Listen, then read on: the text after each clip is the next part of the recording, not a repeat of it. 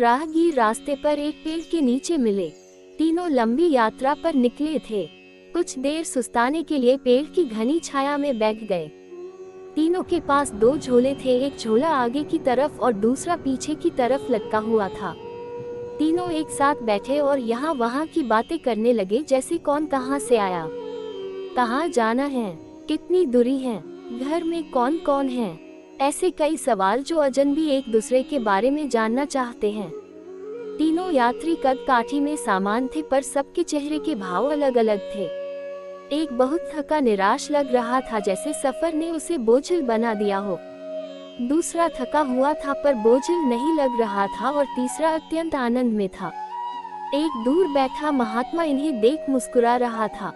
तभी तीनों की नजर महात्मा पर पड़ी और उनके पास जाकर तीनों ने सवाल किया कि वे मुस्कुरा क्यों रहे हैं।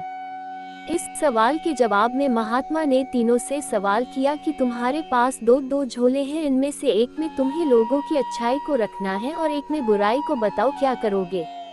एक ने कहा, मेरे आगे वाले झोले में मैं बुराई रखूंगा ताकि जीवन भर उनसे दूर रहूं, और पीछे अच्छाई रखूंगा। दूसरे ने कहा, मैं आगे अच्छाई रखूंगा ताकि उन जैसा बनूं और पीछे बुराई ताकि उनसे अच्छा बनूं।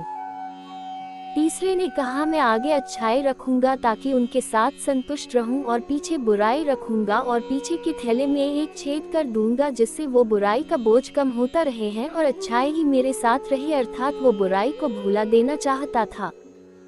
ये सुनकर महात्मा ने कहा, पहला जो सफर से थक कर निराश दिख रहा है, जिसने कहा कि वो बुराई सामने रखेगा, वो इस यात्रा के भांति जीवन से थक गया है, क्योंकि उसकी सोच नकारात्मक है, उसके लिए जीवन कठिन है।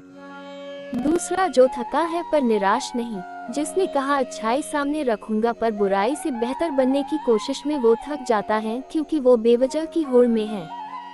तीसरा जिसने कहा वो अच्छाई आगे रखता है और बुराई को पीछे रख उसे भुला देना चाहता है, वो संतुष्ट है और जीवन का आनंद ले रहा है। इसी तरह वो जीवन यात्रा में खुश है।